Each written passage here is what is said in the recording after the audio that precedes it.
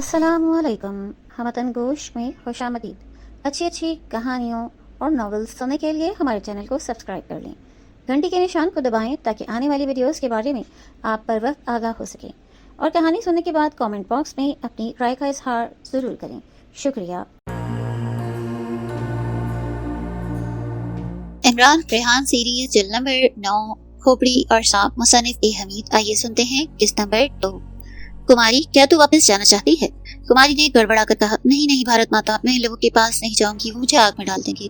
मिशकाली ने पूछा, तो फिर कहाँ जाना चाहती है? मैं तुझे वहाँ पहुँचा दूंगी। लड़की कुमारी बोली, मैं अपने माँ बाप के घर जाऊंगी, भगवान के लिए मुझे मेरे माँ बाप के पास पहुँचा दो। मिशकाली ने पूछा, तुम्हारे माँ बाप का घर कहाँ है? लड़की कुमारी ने कहा, मेरे माँ बाप का घर जयपुर के एक पुराने मोहल्ले में है, मेरा बाप मोची है, मुझे इसके पास ले जाओ भारत माता, वो मुझे आग में नहीं जलने देंगी। मिशकाली ने कहा, ठीक है, मैं तुम्हें तुम्हारे घर ले जाती हूँ। मगर मिशकाली रेत के सहरा में इतनी तेज नहीं चल सकती थी जितनी तेज मिशकाली चल रही थी। इसके अलावा जयपुर वहाँ से बहुत दूर था। कुमारी कहने लगी, भारत माता, जयपुर यहाँ से बहुत दूर है, मैं तो ऊँट पर बैठकर वहाँ जाती थी। मिशकाली ने पूछा, क्या यहाँ कोई ऐसा गांव करीब नहीं जहाँ से हमें कोई ऊँट या घोड़ा मिल जाए? कुमारी ने मिशकाली को बताया कि वहाँ से 3 मील दूर एक गोठ नाम का गाँव है, वहाँ के लोगों के पास ऊँट हैं। किसी न किसी तरह मिशकाली कुमारी को रात के अंधेरे में सहरा की रेत पर चलाती गोठ गांव के करीब पहुंची। अब सुबह होने वाली थी, अभी सहरा में हल्का अंधेरा था। गांव के बाहर कुछ ऊँट बैठे जुगाली कर रहे थे। मिशकाली ने कुमारी को ऊँट पर बिठाया, फिर खुद भी इसके साथ बैठ गई और ऊँट ने सहरा में चलना शुरू किया। दोपहर तक वो सहरा में सफर करते रहे। दोपहर को मिशकाली ने एक चश्मे पर ऊँट को रोका। यहाँ खजूरों के दरख्त थे। मिशकाली ने खजूरें तोड़कर कुमारी को दी और पानी पिलाया। कुमारी ने कहा, भारत माता, अगर तुम मेरी मदद को न आती तो उन्होंने मुझे आग में जिंदा जला देना था। मिशकाली ने एक आंख पर हाथ रखकर कहा, कुमारी, मैं भारत माता नहीं हूँ, बल्कि तुम्हारी तरह एक औरत हूँ। फर्क सिर्फ इतना है, मेरे पास कुछ ऐसी ताकतें हैं जो तुम्हारे पास नहीं। कुमारी हैरान होकर तकने लगी, फिर बोली, तुम्हारा नाम क्या है? मिशकाली ने अपना नाम बताया तो कुमारी की आंखों से आंसू जारी हो गए। मिशकाली ने, सारी जिंदगी तुम्हारा एहसान नहीं भुला सकती। मुझे बुड्ढे खामिद के साथ ब्याह दिया गया क्योंकि मेरे माँ बाप गरीब थे। बुड्ढा खामिद मर गया तो वो लोग मुझे जबरदस्ती इसके साथ सती करने वाले थे, मगर तुमने मुझे बचा लिया। मिशकाली ने कुमारी को हौसला दिया और कहा, अब तुम्हें खुश हो जाना चाहिए कि तुम अपने माँ बाप के पास पहुँचने वाली हो। तुम्हारे माँ बाप तुम्हें प्यार से रखेंगे। कुमारी बोली, क्यों नहीं, अभी मेरी उम्र ही क्या है, मेरे माँ बाप मुझसे बड़ा प्यार करते हैं। इन लोगों ने तो मेरे माँ बाप को बताया भी नहीं कि वो मुझे आग में चला रहे हैं। मिशकाली ने कुमारी को ऊँट पर बिठाया, इसे लेकर सहरा में चल पड़ी। सूरज गुरूब हो रहा था। वो जयपुर शहर पहुंची। शहर के बाहर ही मिशकाली ने ऊँट को छोड़ दिया और कुमारी के साथ पैदल चलने लगी। कुमारी के माँ बाप का घर जयपुर के बाहर एक गरीब बस्ती के कोने पर तालाब किनारे था। ये मेरे माँ बाप का घर है। मिशकाली ने कहा, अब तुम अपने घर जाओ, मैंने अपना फर्ज पूरा किया। कुमारी बोली, क्या तुम मेरे माँ बाप से नहीं मिलोगी? मिशकाली ने कहा, इसकी जरूरत नहीं, खुदा हाफिज। मिशकाली ने कुमारी को इसके माँ बाप के घर पहुंचा दिया और खुद पैदल जयपुर शहर के बड़े बाजार में आई। बाजार खुले थे, शाम होने वाली थी। थोड़ी देर के बाद दुकान की बत्तियां रोशन हो गई। मिशकाली वहां से चलती जयपुर के रेलवे स्टेशन पर पहुंची। इसने टाइम टेबल देखा जो दीवार पर लगे बोर्ड पर लिखा था। वहां से मुंबई जाने वाली गाड़ी का टाइम रात 10 बजे लिखा था। मिशकाली इस ट्रेन के जरिए मुंबई जा सकती थी। अभी 10 बजने में 4 घंटे थे। मिशकाली ने सोचा, वो क्या करे, रेलवे स्टेशन पर इतनी देर बैठकर तो वो बोर हो जाएगी। वो एक बार फिर शहर की सैर करने निकल पड़ी। सैर करते करते वो इस मैदान की तरफ आ गई जहाँ जयपुर शहर का सबसे पुराना महल था। ये महल एक बहुत ऊंची दीवारों वाले सुर्ख रंग के किले के अंदर था। महल जर्द और सब्ज रंग के संगमरमर का था। इसके अंदर बाग थे और 12 दरियां थीं। मिशकाली महल की सैर करने लगी। इस वक्त महल खाली था। सैर करने वाले शाम का अंधेरा होते ही वापस चले गए। महल का बड़ा गेट बंद कर दिया गया। मिशकाली फिरते फिरते महल के कोने में बने संगमरमर की एक बारादरी में आ गई। बारादरी शुरू रात के अंधेरे में सुनसान थी। इसके फर्श पर सूखे पत्ते बिखरे थे। वहाँ कोई बत्ती नहीं चल रही थी। वीरान बेआबाद पुराने किले की ये बारादरी आसे भी लिखती थी, मगर मिशकाली को किसी आसेब से डरने की जरूरत नहीं थी। एक एतबार से तो वो खुद भी एक रूह थी, खुद एक आसेब थी। वो बारादरी के फर्श पर टहल रही थी। किसी एक जगह दीवार से रोशनी निकलती नजर आई। मिशकाली करीब हुई तो देखा ये रोशनी एक शिगाफ में से निकल रही है। कोने में यह शिगाफ एक सुरंगनुमा रास्ते की तरफ था। मिशकाली इसके अंदर गई तो इसे रोशनी के साथ गुनगुनाहट की आवाज आई, जैसे कोई धीमी गुनगुनाहट में किसी से बात कर रहा हो। मिशकाली सुरंग की तरफ चल पड़ी। रोशनी दीवार के पत्थरों के दरमियान से आ रही थी। मिशकाली ने पत्थरों की दर से झांक कर देखा तो इसे 2 स्याहपोश आदमी नजर आए जो छोटी सी गोल मेज पर कोहनियां रखे लकड़ी के खोखों पर बैठे थे। इनके सामने एक ऐसा आदमी बैठा था जिसका सर मुंडा था। वो कोई महंत या पुजारी लगता था। असल में ये वही पुजारी था जिसको इमरान ने भारत माता के मंदिर में स्याह पोशों के साथ बुढ़े राजा के लिए नए दिल का सौदा करते देखा था। इस पुजारी का नाम गुंजाल था। इन दोनों के दरमियान मेज पर मोमबत्ती रोशन थी। मिशकाली ने कान लगाकर इनकी बातें सुनने की कोशिश की, मगर उनकी बातें उसकी समझ नहीं आ रही थी। मिशकाली ने अंदर जाने का फैसला किया और वहां से हटकर दूसरी तरफ आई। इसे यकीन था कि अंदर जाने का जरूर कोई रास्ता होगा। वो सुरंग में आगे जा रही थी। सामने से रोशनी इसे अपनी तरफ आती नजर आई। मिशकाली को छुपने की जरूरत नहीं थी। वो दीवार के साथ लग कर ही चल रही थी। ये वही तहखाने वाले दोनों स्याहपोश और गुंजाल था जो बुढ़े राजा के बारे में बातें कर रहे थे। सुरंग के शिगाफ से निकलकर वो बारादरी के फर्श पर खड़े हो गए। मिशकाली भी वहां आ गई। एक स्याहपोश ने गुंजाल की तरफ देखकर कहा, गुंजाल, हमारा कई लाख का नुकसान हो गया है। सिर्फ इसकी वजह से वो लड़का फरार होने में कामयाब हो गया। हम इसे वापस उठा कर लाएंगे। पुजारी गुंजाल बोला, आप इसके साथी को भी उठा लाएं, हम इस बार दोनों के दिल निकाल लेंगे। दूसरा स्याहपोश बोला, इसका साथी हमारे एक आदमी को कत्ल कर गया है, अब हम इन दोनों से इंतकाम लेंगे, ऐसा इंतकाम कि वो याद रखेंगे। पहले वाले स्याहपोश ने कहा, गुंजाल, क्या तुम सुराग लगाकर ये मालूम नहीं कर सकते कि इस वक्त वो दोनों कहाँ हैं? पुजारी गुंजाल ने कहा, ऐसा हिसाब यहाँ खड़े खड़े लगाना तो मुमकिन नहीं, लेकिन मैं आज रात को हिसाब लगा के तुम्हें इत्तला दूंगा। तुम अभी जयपुर में ही हो या वापस मुंबई जा रहे हो? स्याहपोश बोला, हम आज मुंबई जा रहे हैं। तुम हमें 2-1 दिन में भारत माता के मुंबई वाले मंदिर में आकर मिल लो। हम हर हालत में इन दोनों लड़कों को एक बार फिर अगवा करना चाहते हैं। हमारे लिए इन्हें कत्ल करना कोई मुश्किल नहीं, लेकिन हम कत्ल करके 50 लाख की रकम हाथ से नहीं गंवाना चाहते। दोनों नौजवान हैं, इनके दिल जिंदा हालत में किसी बीमार और कमजोर दिल वाले अरबपति के हाथ हम फरोख्त करना चाहते हैं। इस तरह एक तीर से 2 निशाने लग जाएंगे। पुजारी गुंजाल ने कहा, मैं परसों मुंबई पहुंच रहा हूं, जब तक सितारों के हिसाब से पता कर लूंगा कि वो इस वक्त कहाँ हैं। तुम्हें ऐसा तरीका बताऊंगा जिसकी मदद से तुम इन्हें अगवा कर सकोगे। पहला स्याहपोश बोला, हमारा एक आदमी इस लड़के रेहान को अगवा करने गया था, मगर वो डर कर भाग आया। कहने लगा, वहाँ कोई चुड़ैल या आसिफ रेहान की हिफाजत कर रहा है। पुजारी गुंजाल ने गुस्से से फुनकार कर कहा, मैं इस चुड़ैल को भी देख लूंगा। अब तुम जाओ, परसों मुझे मुंबई के भारत माता के मंदिर में मिलना। इतना कहकर पुजारी गुंजाल सुरंग में वापस चला गया और दोनों स्याहपोश बारादरी से निकलकर किले की तरफ चल पड़े। मिशकाली ने सोचा, पुजारी गुंजाल की तो बाद में खबर लूंगी, पहले इन स्याहपोशों का पीछा करके पता लगाऊं कि ये कहाँ जाते हैं। मिशकाली दोनों स्याहपोशों के ताक़ुब में रवाना हुई। स्याहपोश किले से निकलकर खाली सड़क पर एक तरफ चलने लगे। मिशकाली इनके पीछे थी। आगे जयपुर शहर की आबादी शुरू हो गई। दोनों स्याहपोश एक गुंजान मोहल्ले की तंगोतारी गली में घुस गए। मिशकाली जब इस गली में आई तो दोनों स्याहपोश जैसे कहीं गायब हो गए। इसने तंग गलियों में बहुत तलाश किया, मगर वो न जाने किस मकान में घुस कर किधर निकल गए। काफी तलाश करने के बाद भी मिशकाली को उनका सुराग न मिला। मुंबई की गाड़ी चलने में अभी 2 घंटे बाकी थे। मिशकाली ने सोचा, किले में जाकर गुंजाल पुजारी को देखना चाहिए कि असल में वो कौन है और वहाँ वीरान किले की बारादरी के तहखाने में क्या करता है। मिशकाली वापस किले की सुनसान बारादरी में आई। वो सुरंग से गुजरकर इस तहखाने में आई जहाँ पुजारी गुंजाल और स्याहपोश बैठकर बातें कर रहे थे। वहाँ अब कोई न था। पुजारी गुंजाल भी कहीं जा चुका था। मिशकाली इस तंगोतारी तहखाने से निकलकर अंधेरी सुरंग में आगे चल पड़ी। सुरंग आगे जाकर जमीन के अंदर उतर गई। मिशकाली भी नीचे उतर गई। यहाँ रास्ता ढलानी था। चलते चलते वो एक दीवार के पास आकर रुकी। यहाँ अंदर एक हुजरा बना था। छोटे पत्थर के चबूतरे पर कांसी की एक मटकी रखी थी जिसके मुंह पर कपड़ा बांध दिया गया था। इस मटकी की गर्दन में बासी फूलों के हार पड़े थे। मटकी के पास एक दिया जल रहा था। मिशकाली बड़ी हैरान हुई, इस जगह दिया किसने चलाया? कांसी की इस मटकी के अंदर क्या हो सकता है? मटकी के पास जाकर मिशकाली ने मटकी के मुंह से कपड़ा उतार दिया। मटकी के अंदर लगता था कुछ भी नहीं, लेकिन जब मिशकाली ने झांक कर देखा तो अंदर एक इंसानी खोपड़ी और कुछ इंसानी हड्डियां थी। मिशकाली ने जल्दी से मटकी के मुंह पर कपड़ा लपेट कर इसे बंद कर दिया। ठीक इस वक्त मिशकाली को हुजरे में किसी की ठंडा सांस पड़ने की आवाज आई। मिशकाली ने दीवार की तरफ देखा। दीवार पर एक औरत का जिस्म नमूदार हुआ। इस औरत ने केसरी रंग की साड़ी पहन रखी थी। माथे पर हिंदू औरतों की तरह बिंदिया लगी थी। सर के बाल शानों पर बिखरे थे। हाथ में पीतल की थाली थी जिसमें अगरबत्ती जल रही थी। हुजरे में एक तिलिस्मी खुशबू फैली थी। मिशकाली ने पूछा, तुम कौन हो? औरत के होंठों को हरकत हुई। मिशकाली को औरत की आवाज सुनाई दी, मेरा नाम अनका है। जिस कांसी की मटकी में तुमने झांक कर देखा, इसमें मेरे जिस्म की हड्डियां पड़ी हैं। मैं इस महल की राजकुमारी हुआ करती थी, लेकिन मुझे एक पुजारी ने मेरे चचा के कहने पर जहर देकर हलाक किया, क्योंकि मेरा चचा तख्त पर कब्जा करना चाहता था। मिशकाली ने कहा, क्या तुम्हारी रूह इस किले में भटकती है? अनका बोली। मिशकाली, मेरी रूह भटकती नहीं फिरती, मैं तो सिर्फ यहाँ तुमसे मिलने आई हूँ। जब तुमने मेरी हड्डियों वाली मटकी को हाथ लगाया तो मुझे स्वर्ग में पता चला कि तुम आई हो। बस मैं तुमसे मिलने चली आई। मिशकाली ने हैरानी से पूछा, तुम्हें कैसा मालूम हुआ कि मेरा नाम मिशकाली है?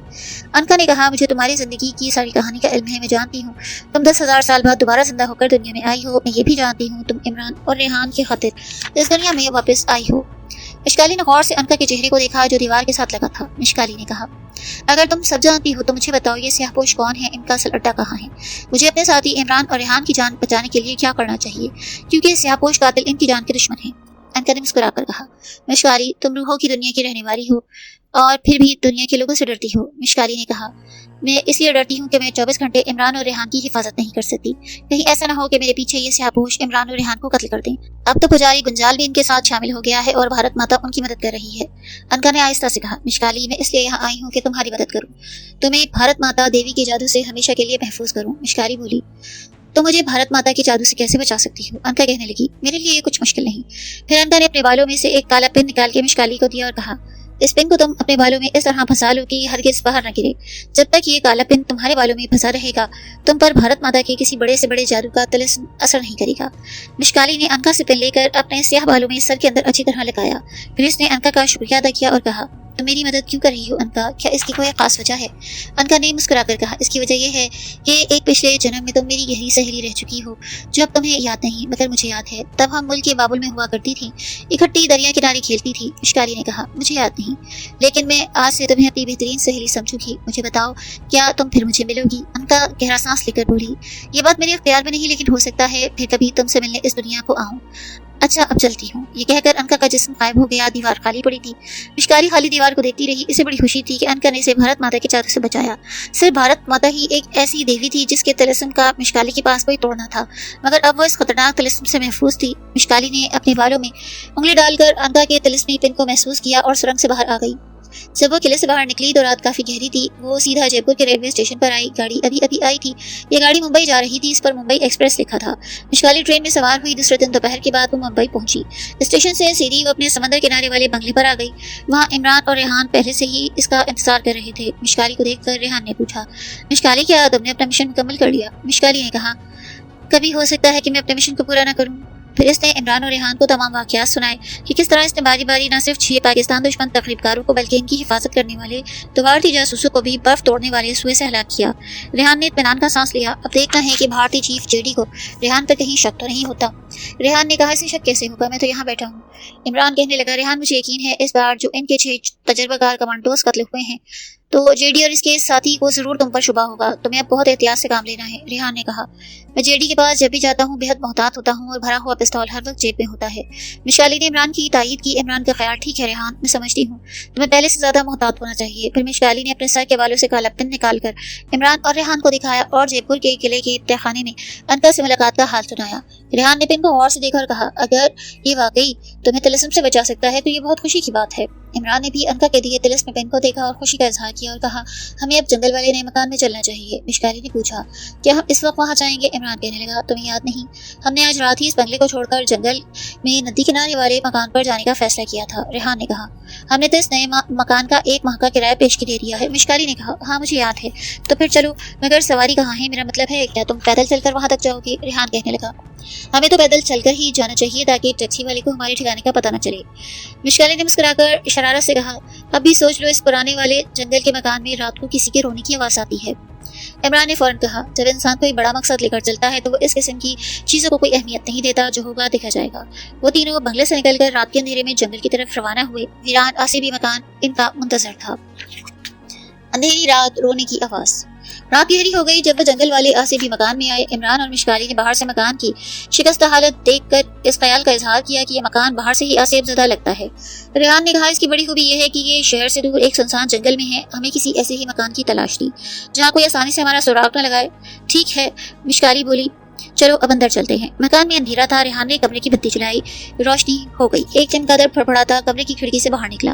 बल्ब की रोशनी बहुत धीमी थी। फर्श पर गर्द जमी थी। कोने में जाले लटक रहे थे। मिशकाली ने कहा, इसकी काफी सफाई करनी पड़ेगी हमें। इमरान कहने लगा, वो हम सुबह करेंगे, इस वक्त तो मुझे नींद आ रही है। कल बाजार से कुछ बिस्तर और दूसरा सामान भी ले आएंगे।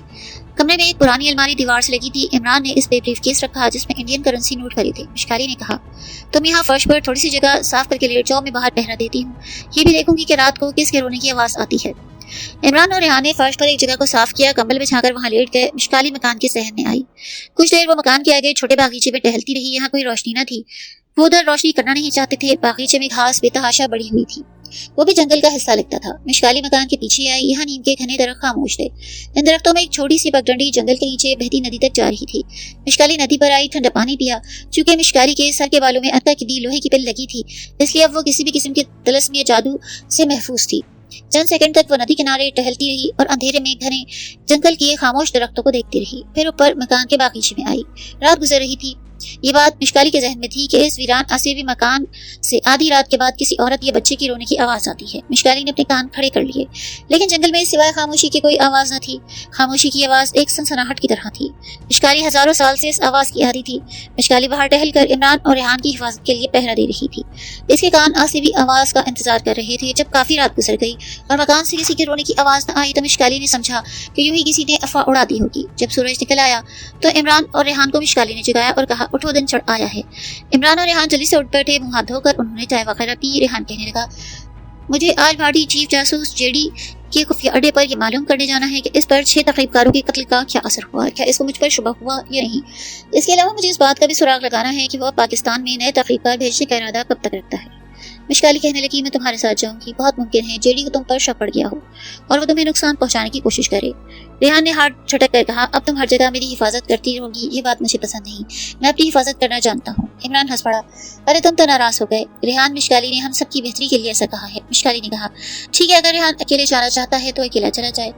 ریحان نے مشکالی کی دلجوئی کرتے کہا، معاف کرنا مشکالی بہن، ایسی بات نہیں، میرا مطلب تھا میں اکیلا اپنی حفاظت کر سکتا ہوں اور تم سے پہلے بھی تو اپنی حفاظت کرتا تھا۔ عمران کہنے لگا، ٹھیک ہے مشکالی، میرے ساتھ مکان کو ٹھیک ٹھاک کرے گی، تم اکیلے جیڈی کی طرف چلے جاؤ، لیکن پستول ضرور ساتھ لے جانا۔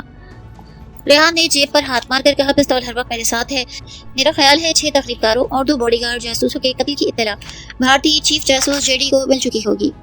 اس اطلاع سے جیڈی سخت پریشان تھا، وہ اپنے خفیہ کوٹھی والے ٹھکانے پر پریشانی کے عالم میں بیٹھا تھا کہ اتنے میں باہر پہرے پر کھڑے جاسوس نے آ کر کہا، سر ایک آدمی آپ سے ملنے آیا ہے۔ جیڈی نے چونک کر پوچھا، کیا اس نے کوڈ خفیہ لفظ بولا؟ جاسوس نے کہا، جی ہاں سر، اس نے خفیہ کوڈ لفظ بتایا۔ جیڈی نے کہا، اسے اندر بھیجو۔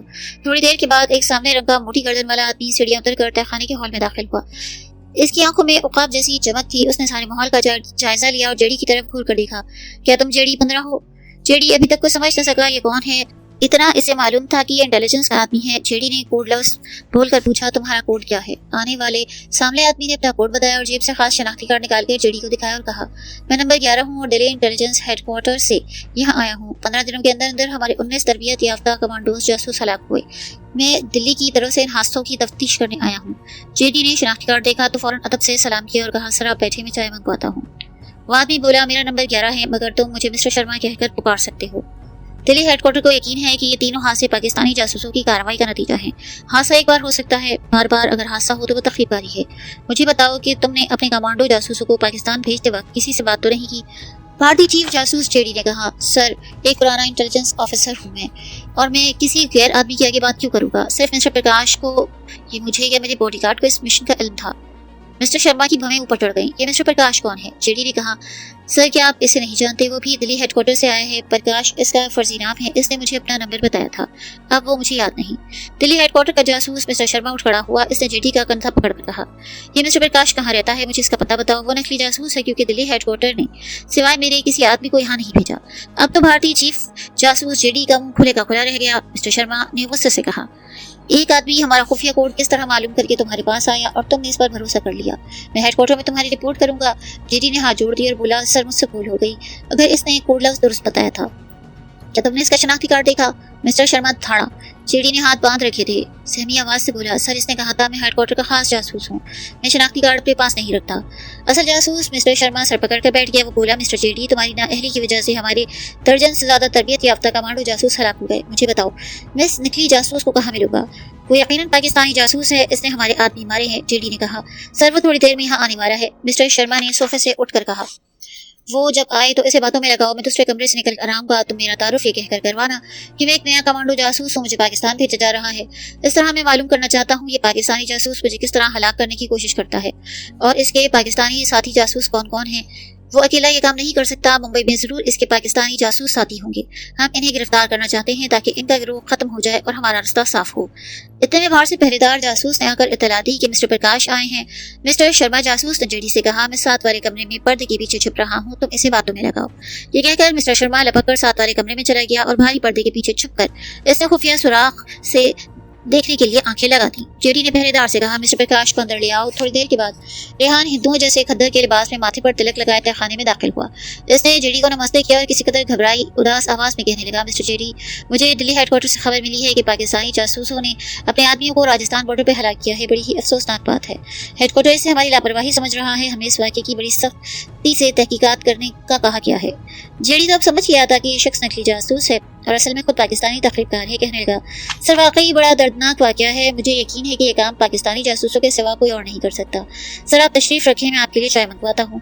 रेहान को कुछ मालूम तो न था कि इसके खिलाफ एक गहरी साजिश का जाल तैयार है। पर्दे के सुराख से दिल्ली का असर मिस्टर शर्मा इसे गौर से देख रहा है। इसने सोचा पाकिस्तानी जासूस को यहाँ से बाहर नहीं जाने देना चाहिए, इसे फौरन गिरफ्तार कर लेना चाहिए और जब इसको अज़ियत दी जाएगी तो ये खुद ब खुद अपने दूसरे जासूस साथियों के बारे में बता देगा।